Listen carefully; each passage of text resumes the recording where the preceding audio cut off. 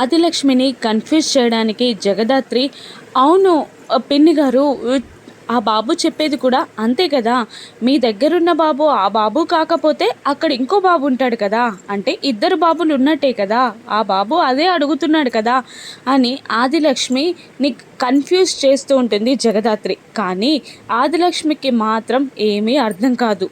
ఏమైనా అర్థమైందా పిన్ని గారు అని జగదాత్రి అడగగానే అర్థం కాలేదు అనలేక అర్థమైంది అన్నట్టు తల ఊపుతుంది. మళ్ళీ ఒకసారి చెప్పాలా అని జగదాత్రి అంటూ ఉండగా, వద్దమ్మా, ఏదేమైనా మీరు ప్రూవ్ చేసుకోకపోతే ఈరోజు నేను ఈ బాబుని అనాథాశ్రమంలో వదిలిపెడతాను అని కోపంగా లేచి వెళ్ళిపోతుంది.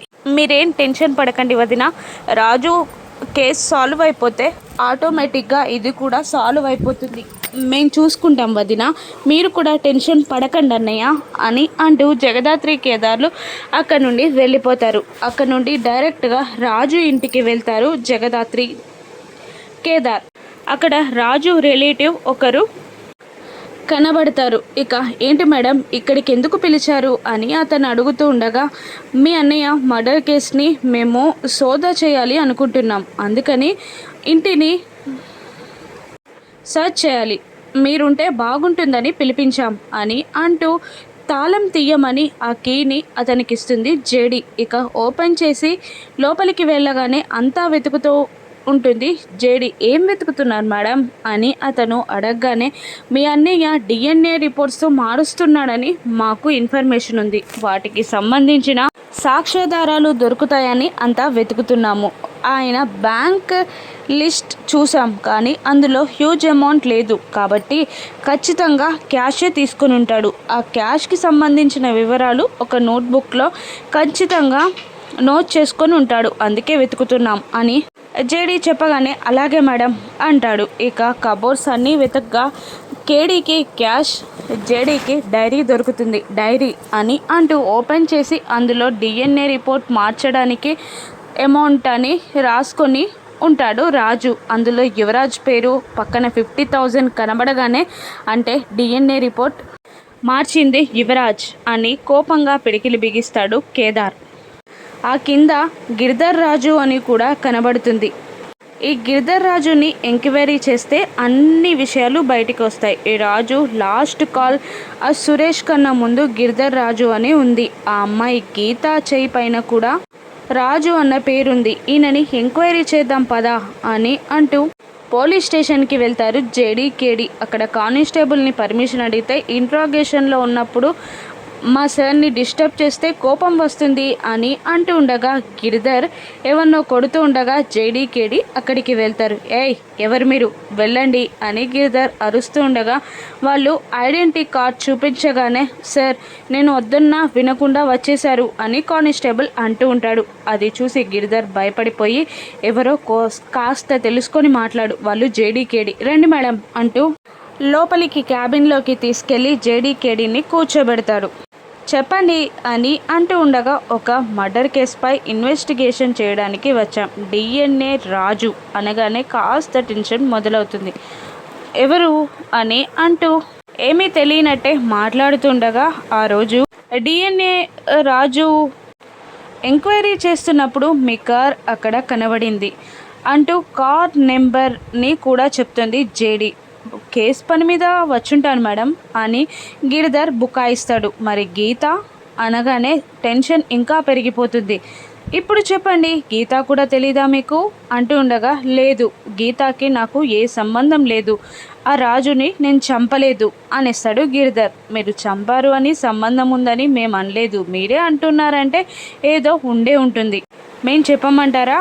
ఆ గీతాతో సంబంధం పెట్టుకొని ఫేక్ డిఎన్ఏ మార్చడానికి రాజుని మీరు యూజ్ చేసుకున్నారు, కానీ ఎక్కడో తేడా కొట్టి ఇద్దరిని చంపేశారు, మీరు స్టోరీ చెప్తారా అని జేడీ అడుగుతుండగా, నాకే సంబంధం లేదు, మీరు వెళ్ళిపోండి అని గిరిధర్ అంటుండగా, సీ సూన్ అంటూ వెళ్ళిపోతారు జేడీ కేడీ. బయటికి వెళ్ళగానే ఒక వ్యక్తి గొడవ పడుతూ ఉంటాడు. ఆ బిల్ని నేను సార్కి ఇవ్వాలి, అప్పుడే నాకు సార్ అమౌంట్ ఇస్తారు అంటూ ఉండగా కానిస్టేబుల్ కసురుకొని బయటికి పంపించేస్తాడు. ఇక అతన్ని, ఆ షాప్ అతన్ని జేడీ కేడీ ఆపేస్తారు. ఏంటి అని అడగ్గా, విషయమంతా చెప్తాడు ఆ షాప్ అతను. అప్పుడు జేడీకేడి మేము చెప్పిన పని చెయ్యి అని ఒక ప్లాన్ చెప్పగా, అమ్మో అతడు రాక్షసుడు, నేను అబద్ధం ఆడుతున్నానని తెలిస్తే నన్ను చంపేస్తాడు, అతనితో ఆటలు మంచివి కావు అని అంటుంటాడు అతను.